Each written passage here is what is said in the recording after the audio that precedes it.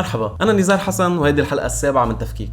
بالحلقة الماضية حكينا عن أفكار شائعة حول الفساد، كمان حكينا عن تعريف البنك الدولي يلي بيعكس نوعا ما هيدي الأفكار، وطرحنا تعريف مختلف من تعريف البنك الدولي بيقول إنه الفساد شكل من أشكال توزيع الموارد العامة لدوافع سياسية أو لمصلحة اقتصادية ضيقة. اليوم رح نحكي بطريقة ملموسة أكثر كيف الفساد بلبنان أمر هيكلي أكبر بكتير من أخلاق نايب أو وزير أو رئيس معين.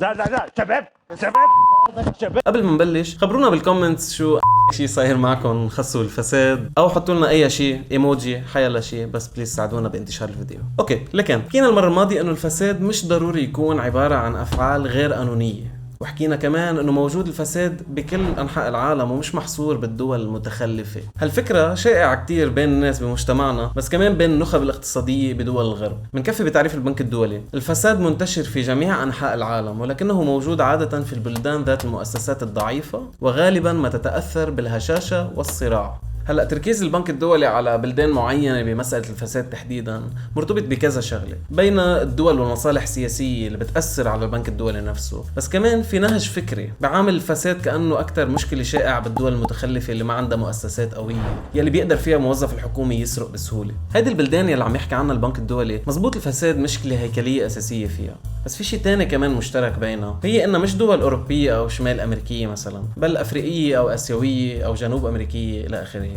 يعني دول عالم الجنوب.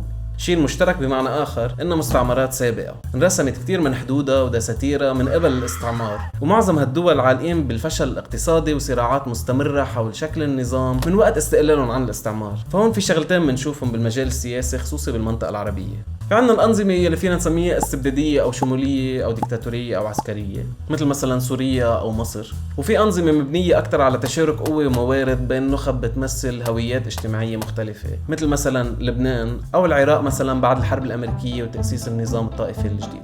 بلبنان مثلا تتقاتل نخب طائفية سياسية مختلفة على الموارد يلي فيها تسيطر عليها من خلال وجودها بالسلطة. كل قوة حقيقية بدها تنشأ تعمل شبكة من الشركات والموظفين والضباط والعسكريين والقضاة اللي تابعين لها. هون بيركب نوع من تحالف بين الزعيم وبين الطبقتين الأساسيتين بالمجتمع، طبقة أصحاب رأس المال مثل مثلا شركات عقارية أو بنوك بيعطيون عقود أو بيعملون سياسات بتفيدهم، وفي الطبقة العاملة يعني مثلا الموظفين اللي بفوتون على الدولة أو على شركة خاصة، أو المجتمعات الفقيرة بالريف يلي بيجرب يرشيها بطريق عام أو مستشفى أو رخصة عمار إلى آخره.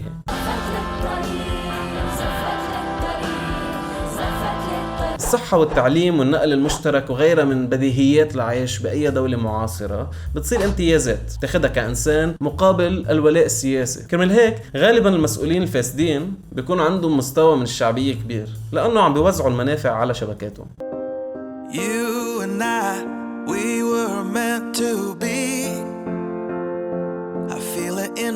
والأهم أنه رغم الصراعات بين هيدي النخب اللي ممكن توصل لحدود كتير تصعيدية، بيضلوا مستمر تقاسم الموارد بيناتهم، بالتالي تقاسم المجتمع حسب هيدا المنطق الطائفي نفسه. يعني يلي بنسميه النظام الطائفي أو التوافقي بلبنان هو فعليا هيكلية حكم للمجتمع مطابقة لتعريفنا للفساد، بتقوم على توزيع الموارد العامة حسب دوافع سياسية أو مصلحة اقتصادية ضيقة. لهيك الغاء الفساد مش شيء هالقد بسيط بيصير من خلال انتخاب اشخاص عندهم اخلاق او ما بيسرقوا، لانه اي شخص عم ننتخبه على السلطه رح يكون عم يشتغل ضمن هيكليه للقرارات بتقوم على توزيع الموارد ضمن منطق الفساد اللي عم نحكي عنه. غير هيك اذا نايب وصل على المجلس واخلاقه كتير منيحه وشاب حلو ومودرن وكل شيء، بس بالاخر صوت ضد ضريبه على الثروه او ضد قانون للرعايه الصحيه الشامله او زياده الاجور المنخفضه الى اخره، هيدا لا يسمى فساد بالمعنى القانوني، بس كمان عم يخدم مصالح اقتصاديه خاصه على حساب المصلحه العامه.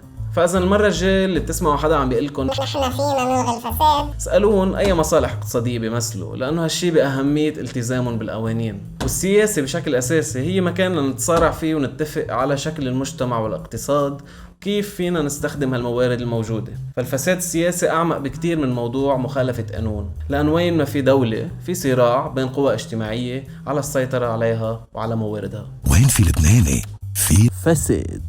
هذه كانت حلقتنا لليوم، ما تنسوا تعملوا فولو او سبسكرايب على يوتيوب لتشوفوا الحلقات الجايه لما تنزل.